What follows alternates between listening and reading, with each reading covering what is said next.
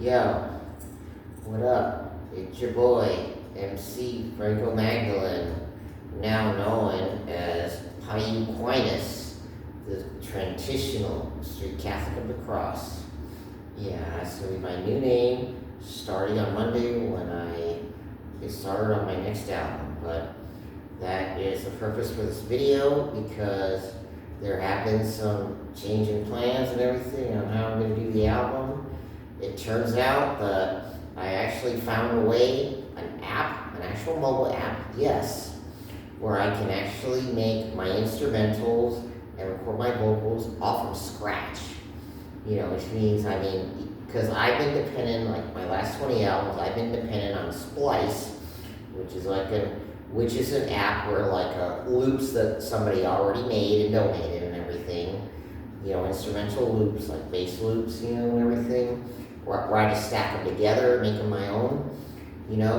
That served its purpose. That was God sent, because those other apps, that were paid for, that had very little selection. But I found an app called BandLab, and then it actually is, you can make your own drum loop, and you can set it so it repeats. You can put your own tempo, all the way down to 0 if you want, but of course no, but at least, because on Splice, depending on, it always limits to how slow you want the song to go, but the tempo, that is. But it's like I have full control, and then I decided to come up with my own signature sound, because all this time I've been discerning and everything, and I tried to figure out, because I've been experimenting with West Coast sounds, rock underground, East Coast, or trap, you name it. Different ones, like piano West Coast, or,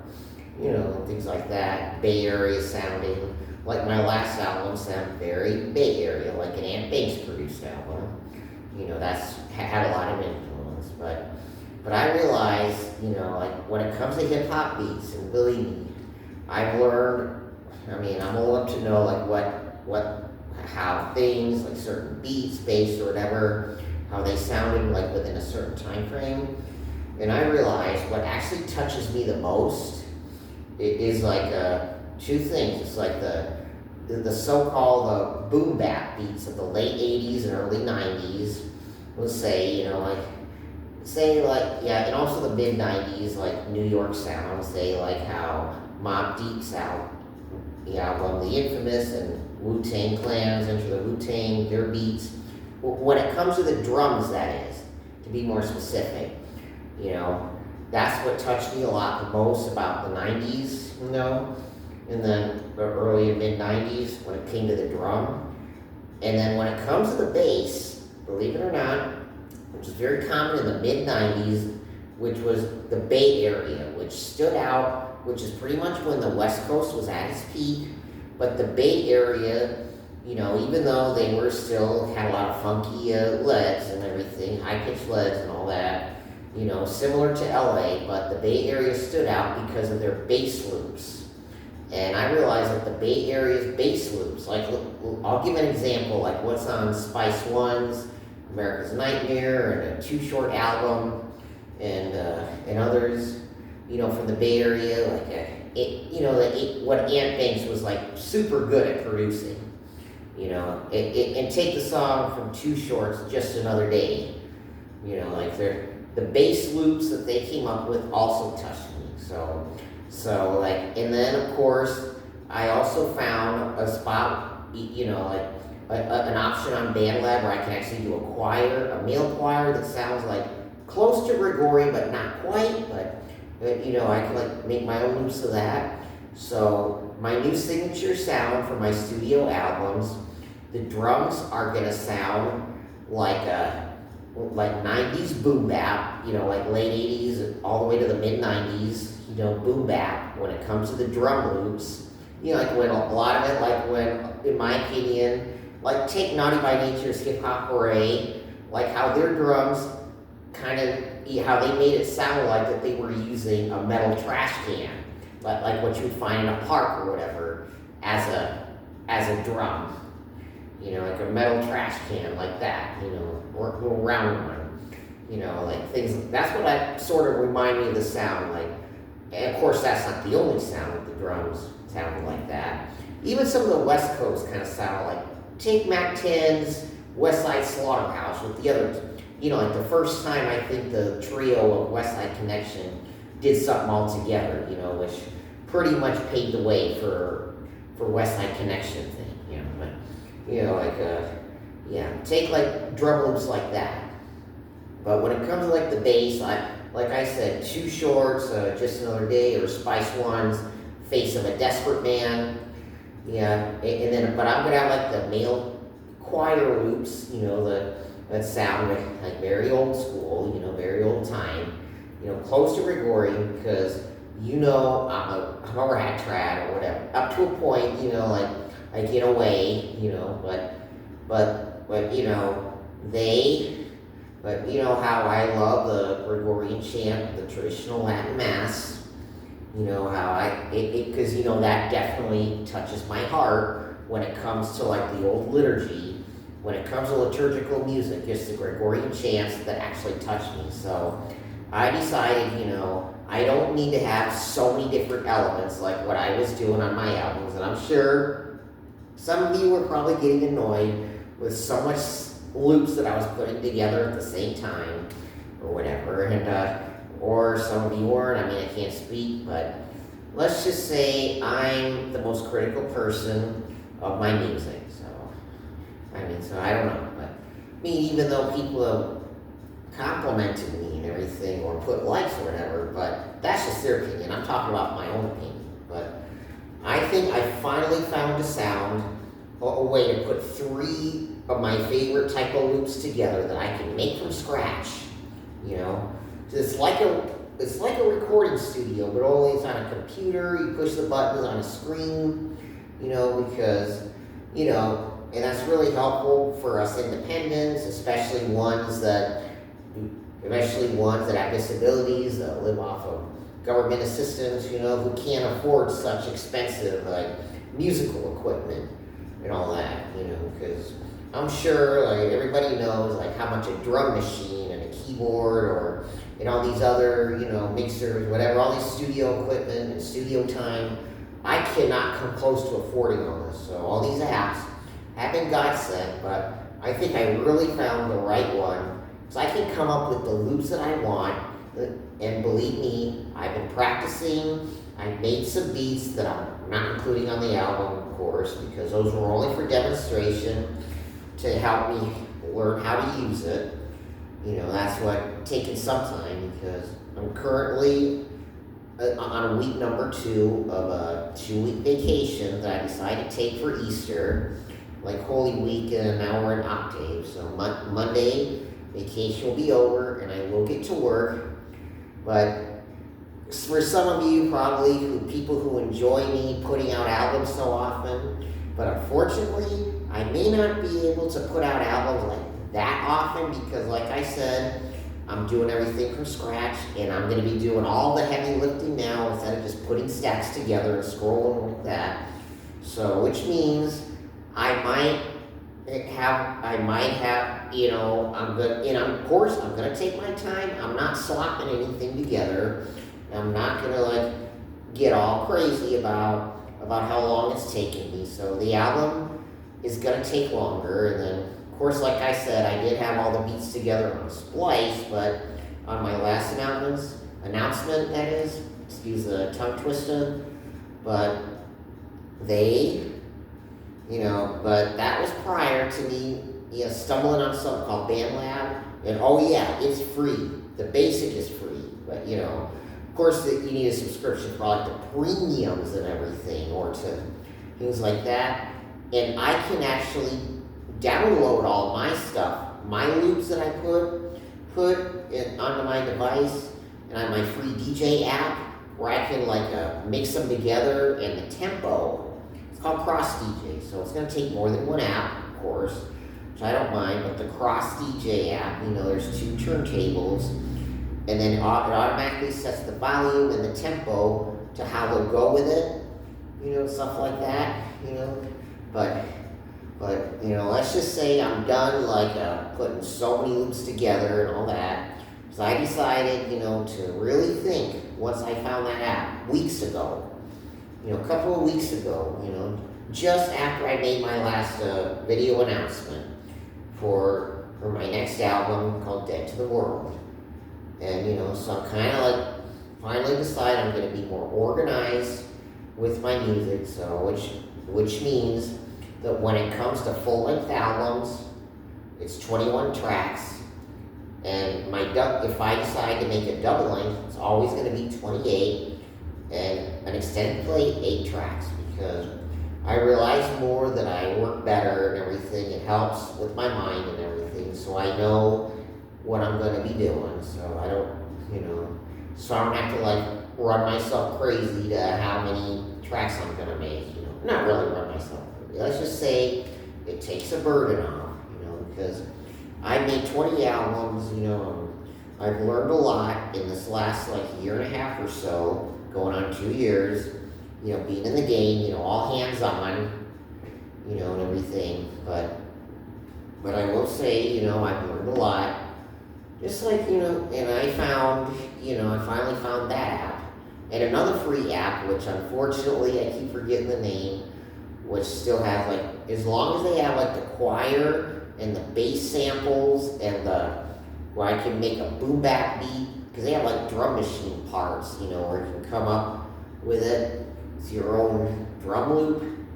And I tell you, when I listen to the beats that I made, my demonstrations, my demo beats from that, I tell you, it's like I finally found my signature sound, and when it comes to tempos, like, I realize I can rap a lot better, and I don't get nearly as out of breath, or have as many tongue twisters where I have to, start all over, is when I realize I'm a slow tempo rapper. I do better, like, well, not just tempo, but my slow raps, like, take all 3 versions of I Can See Right Through the Games, and also the song from my first album called Nobody Seems to Care, and also the Eucharistic Warm tracks. Those are just examples, but it's just not that easy for me to do, like, rap at high speed and everything, to like high speed beats, even though I've done it, because like I said, there were times, of course, depending on whatever stack, even though I did put it to hip hop and everything, because it chooses the tempo, but every time, the tempo only goes down, very limited on Splice, half the time, I couldn't get the tempo to exactly where I want it, but I would settle for just get it as low as they could. But on BandLab, I can turn the tempo all the way to 0. I'm not sure exactly how high it goes. It starts off high, but you have the option to turn it down. I don't need to know exactly how high it goes, because I'm not interested. Because like I said, I don't rap. I don't want to rap to know electronic beats or dance music or techno beats that are real fast, And I'm definitely I would say the opposite of Twista or Bone Thugs and Harmony or Do or Die, like rappers that rap to slow tempo instrumentals really, really fast. I tell you, I can dream. Oh my God, I can't come close to those guys, not bashing them. I'm glad they can do that, but I'm saying that's their way. But I realize my flow, I like rapping slowly to slower tempos and everything. So that's going to be my new signature sound, signature flows for my studio albums. And of course, you're probably wondering why I'm saying studio albums, because I decided I'm taking on another side project, which of course is going to take longer because side projects, are on the back burner to my studio albums when it comes to music. But I decided I'm going to do a sequel to 900 Benedictine Slugs called 900 Benedictine slugs to the reload. And it's going to have 30 tracks. And it'll be a somewhat a little bit quicker tempo, like let's just say the tempo of Hypnotized by Biggie and everything. Yeah, I'm a little bit better with those, but I don't want to have them too quick and everything because I get out of breath a little bit easier because I had asthma as a kid and everything, and I had some lung issues, not bad ones, but like my lungs have never really been 100% normal, so I do get out of breath a little bit easy, so that's why for those of you who may think I'm sniffing my nose or whatever, things like that, because, I breathe a little bit, but don't worry, I've had my lungs checked and everything's fine, it's always been, but like my poor aunt that was a quadriplegic, she also had weak lungs her whole life, and it only got worse, but they were worse for her because she couldn't walk or do nothing, she couldn't straighten her lungs and everything, but my lung condition is different, and I've had respiratory infections like bronchitis over the years, and like I said, I had really bad asthma when I was 7 that my mom, it scared her half to death. She did mention to me that she was worried I was going to die because the doctors were saying it could go that way. She did confess that to me. So, because she did say that it did scare the heck out of her, which I don't blame her because if I put myself in her position and I had a child who had a breathing thing that bad and then a doctor telling me that my kid might die, I'm not sure I would actually be able to be as secure and unworried or anything. I'd be worried too. It would scare the heck out of me too and everything because, even though I never actually had that problem, because I don't exactly 100% know because I haven't lived it, but I've known people who, over the years, who've lost children, that way to a parent, and they say and they all say the same thing. They never dealt with any pain like that. That one thing out of everything else that life threw at them before and after, the pain of losing their child could, nothing else could measure up probably, which I can see why, it makes a lot of sense. Anyway, but that's why I like rapping slower because I'm not quite as out of breath.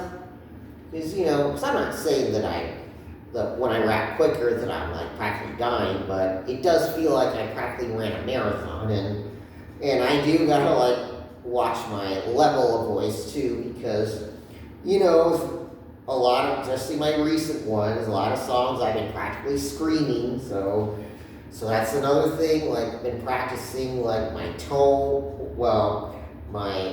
my voice volume and everything, and not so loud. I kind of want to keep it like in the middle, like at a good balance between like not rapping quiet, but not rapping very loud, not shouting, So because I realize, I don't need to get myself all out of breath. I don't need to shout to get my point across. I don't need to, and I definitely found an app where I can actually put the tempo that I want it, regardless of how slow, all the way down to 0, which gives me that option on BandLab. So I don't actually have to settle for a tempo that I'm not quite 100% comfortable with, or whatever. It's not just my breathing, but I honestly don't always like how I sound when I rap to quicker tempos.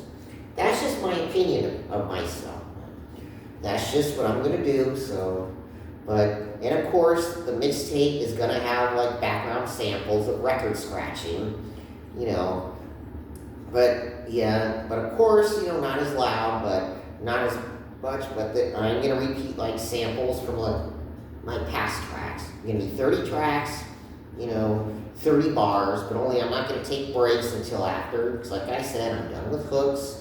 That stays, and then my subject matter it's not really going to change much, but there's going to be more like political talk. I am going to address more topics like CTR or DEI and everything, and how it not only affects me and my own experiences, but people I know, and how it's been affecting our country and everything, and stuff like that, and things, things like that, and of course, all the other stuff, like everything goes on in the church and everything, and life is a rat trap and everything, but I'm mostly just gonna go outside my own, everything and stuff like that, because, even though I'm kind of been starting to talk about that stuff, like, on my later album, especially my last one, but there's gonna be more of that, and then, because I am, like, slowly, of course, trying to gain a backbone and not be too scared and everything to say, like, like some people might be afraid of, but not all, though. I will say, not all, so, but I am, and I will say not all now, but for those of you who know who Tom McDonald is, he addresses that stuff too, like a lot of like the CTR and the attitudes and then stuff like that. The whole race card being played over every little thing, because I've seen it for most of my life and experienced it and heard it and everything, but I was too afraid to say something because I didn't want to be called racist or whatever, because, that I saw a lot of that, so I pretty much used to act like when I was a kid, used to act like I wanted to be black and talk and everything. I didn't say why, but I secretly thought I had to act that way in order to be accepted in rap, because of course, as a little kid, as a teenager, I did have plans and I wanted so bad to get a record deal, become a famous rapper, and I thought the only way was because I had to act a certain way. And even though, and some of the way I dressed, how I used to like wear super baggy jerseys that were like, say this on me, and my shorts were like practically that, and 5 or 6 pieces of shiny jewelry and all that, and things like, long hair, dreads, I thought, because secretly I didn't want to tell anyone, so forgive me for anyone who sees this, who may remember when I used to be that way a lot in my younger years, my late teens, and through most of my 20s, is that secretly I was doing that because I thought I had to be in good grace, even though Eminem was out and everything, but still a lot of people used to diss him, and everything on certain topics, and I won't repeat what I used to hear about him when he was coming out, so I'm talking like late 90s, early 2000s, when he was just beginning his career, and stuff like that, and there was a lot of rhetoric, I even read like a vibe saying, there was an article like, great white hope, great white hype, or great white hope, like, how the whites are going to steal our music and everything, and stuff like that, and then, so, and then things like that. I was just a dumb kid and everything. I wasn't, of course, there wasn't no prudent bone in my body then about the stuff I read and the stuff I heard and everything. Like I would practically take everything I heard and read, either in a lyric or everything, or like people that I used to hang around that would say, laughed at me behind my back and all that, I would like take everything like it's gospel or whatever, because I didn't have no church or God or anything in my life then. The only thing I was focused on was becoming a famous rapper and making it in the industry and all that. And I thought I had to dress and act that way, in order to become in good graces with certain groups of people, so I'll be accepted and everything and stuff like that. I had that in my head, but I didn't want to tell anyone, because I knew what people would say, of course. I would probably say the same thing if I heard this, that yes, that was stupid, that was, and the toll was taken on my mental health too, even though I would say, like, that other things were bothering me, which were, some were true, some were not, but really, I was scared to tell the whole truth at that age, but then, and I just prayed for those people, and people were scared to address it, but not only have I heard it with some musicians, and then and especially like Tom McDonald and even Theophorus has mentioned like some remarks about it and everything, which was very brave on both their parts. And seeing like some on series like, say, the EWTN live series where my favorite Jesuit priest, Father Mitch Pacwa, the host, had a guest. It was an author and professor at some university in New York named Bill Donahue. Bill, not Phil. Remember, not the talk show host, but this Bill Donahue. He's an author about a book about CRT and everything, and I watched a whole program about that, and everything, and then it just opened me up. I was like, my gosh, this is just, they're just addressing it now, and I've been hearing it since junior high, like the mid-90s or whatever, and then things like that, because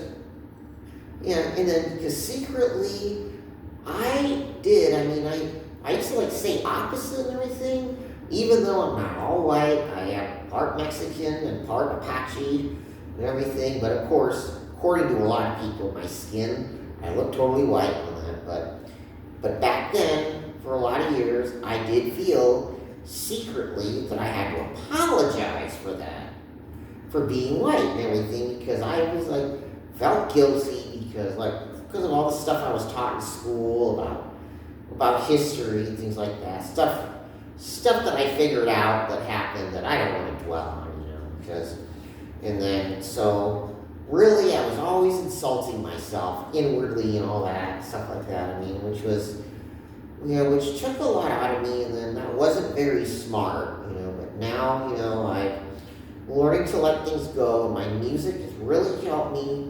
Let's just say these last 20 albums have been sort of like a recovery journey in a way. Finally able to get it out. Finally be able to get things out.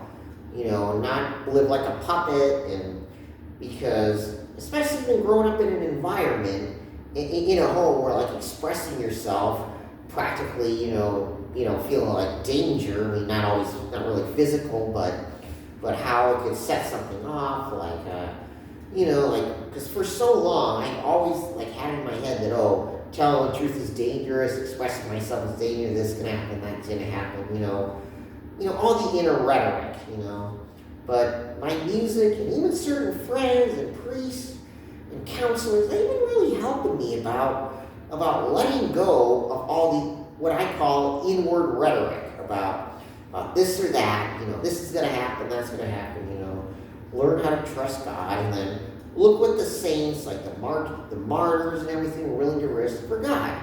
This is what I'm doing. I'm speaking up and getting all this out too, not just for me and for God, but for other people who might be. It turns out a lot of people that I met over the years and everything, especially some that I met recently, have felt the same way I did for so long. It shocks me. I'm like, I'm not near alone as I thought and everything. And other people, not just with the church, but people that I met in my neighborhood, some of them, not all, because I don't know everyone, but every once in a while I'll meet someone, or they'll, like I said, I eat at soup kitchens sometimes, and I offer emotional support and everything, and some of the people that I, listen to and everything, have told me a lot of things that I felt myself. It's like I want to fall over, because I was like, here I think it's all me and everything. How it turns out a lot of people have been struggling with the same stuff. So it's helping me a lot to come out of myself and everything. Because when I speak on my records, I'm not just speaking for myself. I'm absolutely speaking for Christ, and also speaking for others that are going through stuff, that go through stuff and everything in many different ways, and all these agendas and everything, and how they're hurting us, as Americans and as a society, and how they're dividing us and everything, and it's everywhere too. And it was let's just say, it was a lot more common. I used to hear a lot more of it when I still lived near ASU, living in Tempe and everything, because all the woke agendas and all this stuff, is the most common on college campuses, like this generation coming up. Not everybody though. I'm not saying everybody was like that. Because there were plenty of people that at that time that didn't want to hear it either and everything that I would meet, and so, it was bad. It's bad out there when it comes to that. And then I did hear that it's everywhere, like on college campuses. Like Charlie Kirk, for instance. Where was he speaking when he was assassinated? On a college campus in public in Utah. So that's not it's sad, but it's not a surprise that if something like that were to happen to someone like him, it was highly likely that it was going to be on a college campus, sadly. So, but we got to pray for the perpetrator and the people who have them. We must not condemn them. We must not wish ill on them. We must pray for them for conversion and everything, that God would show them the light and everything, and show me light too in my own errors too, because I have plenty of my errors, things that I need to work out too, because I'm also human. I make mistakes. I say and I do things every now and then that I probably shouldn't do or say, or word or whatever. But there are times when I need to be corrected. There are times when I need, because that's what confession's for, Going to confession on a regular basis, that's how I let things go. Because you're not just talking to a priest, because the priest is acting in the place of Jesus Christ. So I'm like telling Jesus through the priest, all my sins that time and everything, stuff I need to confess. And then when that part says, when the priest says during the absolution prayer, after I'm done confessing and saying my act of contrition, he absolves, the absolution prayer says, for the ministry of the church, I absolve all your sins. I can't tell you how much of like a burden, it's like a full skyscraper is lifted off my shoulders every time I hear those words. Especially like when I hear them in Latin, like say Father Rob Clemens, who at Newman, which was my old parish when I lived in Tempe, but the Newman Center, Father Robert Clemens, pray for him because I just found out the bad news is that he's got cancer now. I'm not sure what kind, but he's battling it. And the chemo doesn't seem to be doing too much because, believe it or not, through all his treatment, from what I hear, he's still doing daily masses and everything. But he just couldn't do any Easter special masses, because masses are different on Easter weekend.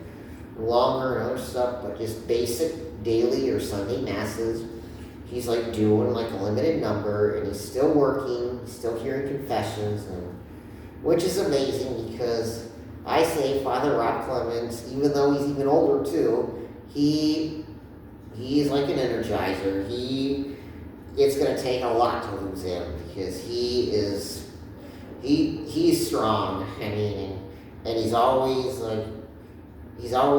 very cheerful and everything, and he's one of them that's been helpful. And then he's got he's got a good vicar, Father Aaron Krueshi, the chaplain there, because Father Clemens is the pastor, but Father Aaron Krueshi, he's the chaplain there, and he's the one who really helped me through when my mom died, everything. He's a very good priest and other things and other issues, and he played a big role on how to rely on God's time and everything and not be in a rush. So he's been really good, And of course, I have my struggles. Of course, you hear it in my music and everything. Of course, it's not like everything I say in my music is a lie. I have my struggles, and I'm not scared to be vulnerable. I don't, not like I feel good all the time and everything, and it's not like my life is all hallelujah and everything. I have my stressors, I have my anxieties, and I have my fears, everything, just the life of someone who has brain issues, has neuro issues in their brain, but one thing I always try to do is be cheerful when I'm talking to other people and everything, and stuff like that, and then And then, like listening to someone else, like whether it's a neighbor or someone I meet, like anytime I offer emotional support, because there are other people, there are neighbors here too that suffer from things like that, that I listen to and everything. I find it very healing when I can get outside of my own problems and just lend someone an ear or whatever, and then and let them know that they're not alone and all that. That's very healing. That helps me. Of course, my music, very good therapy. I mean, it's just how it's been. But as I was saying, I'm no longer MC Franco Magdalene, the Street Catholic of the Cross. I'm now Piuquinus, traditional Street Catholic of the Cross. So, just like traditional Catholic stuff, and then like I said, because my mixture of my Franciscan ways, my Jesuit and Benedictine ways of thinking and living the faith are going to be more combined and show up more on this next album. 21 tracks. And I do plan one of the tracks is going to be called Benedictine, which is the combination of the words Benedictine, Franciscan, and Jesuit. Because those are like the three orders, especially their founder and how they lived and everything. Because I'll give an example. Like look at my Benedictine side, it's like how my Battle Rages on series, everything, my battle raps and everything, like the mixtapes, that's where my Benedictine side comes in. But, like love for the poor and everything, and then my simple life, I'm just like, not interested in like prospering really high, but being okay, with just having enough and everything. Because see me, as long as I have food, clothing, and shelter, stuff and everything, I'm good. I don't need to wear expensive jewelry. I don't need to have an expensive car. I don't need no mansion, and I don't need to have expensive furniture or anything. Because, the Franciscan, I don't need to wear no name brand clothes and everything. And so I don't need all that. I mean, and I don't need to like have shrimp and crack, and everything, lobster and every night and everything. I don't need to have like everybody wait on me hand and foot, or I don't need to like live in an upscale neighborhood. It's just a simple life, like the Franciscans, the way they lived, renouncing of wealth, and everything and stuff like that. Because, a lot of it, yes, it's the cards I was dealt, but really accepting it and really, because look at, Jesus and his family and everything, they lived in a very simple home. Their food was simple, and they didn't live in no upscale neighborhood and stuff like that. They were very poor, living in Nazareth and born in Bethlehem. That's why a lot of the Jews back then wouldn't dare believe he was the Messiah, because they somehow, just look in the Bible, they somehow had it in their head that the coming Messiah was supposed to come from wealth and power, that comes from a line of kings, kings that live in palaces and everything, and they're very powerful. Because they think, oh, nothing good can come out of Bethlehem or whatever, things like that, And it was like, I'm not saying something, but let's just say somebody in North Scottsdale would probably say, oh, nothing good can come out of Reed Park area or the Temple District, because that's where I'm living now, is the Temple District, which is not far from the Reed Park District where I grew up. It's only like half a mile away from Reed Park, But it's very simple, this is not an upscale neighborhood, but it's still safe, no one bothers me. I met some good people, like my low circle of friends, and I still kept in touch with a lot of people at my old church at Newman over the phone much, because, not having a car, and they have their lives and everything, but we text and talk a lot, and we hang out when we can. That's my Franciscan side, but my Jesuit side is, yes, I like to study things like theology and, stuff like that. And the Jesuits, especially St. Ignatius of Loyola, they would get involved in like social teaching, like social issues and everything at their time in Spain and because let's just say it may not seem like it because unfortunately the Jesuits had a high role in the sex abuse scandal and everything, which is, I tell you, St. Ignatius he would be going crazy in his grave if he knew that he started that what's going on. But they're not all bad now. There's good Jesuits, like look at Father Mitch Pacwa and everything, and my favorite TV host on EWTN, and another one of my favorite TV hosts on EWTN, Father Robert Spitzer. He's also blind, and he's a good Jesuit, and then because they like studying things like theology, and they get involved like with like help with social justice and all that, and that's why a lot of because they thought Saint Ignatius of Loyola was they were suspicious of him because they felt he got too involved in politics and everything and so-called worldly matters and everything. But as Catholics, we're supposed to call out things like injustice and everything, stuff like that. We're supposed to speak up.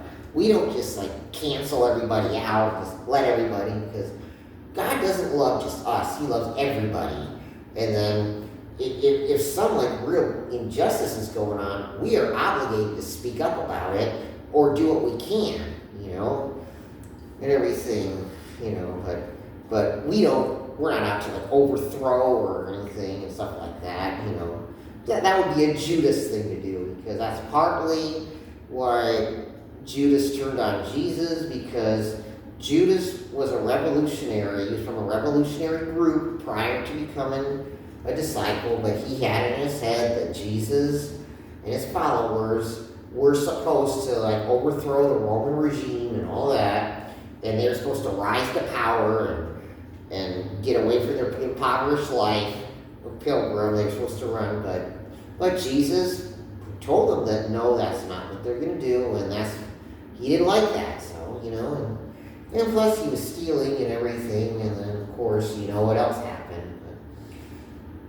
But it happens, but I will say, those are the things, like, that's why I don't join just one of those orders, because you can't belong to 3 orders, whether third order or not, or priest or whatever, or none. You can only belong to one order, but those 3 orders, I say, are a combination of the way I live my faith and the way I live my life.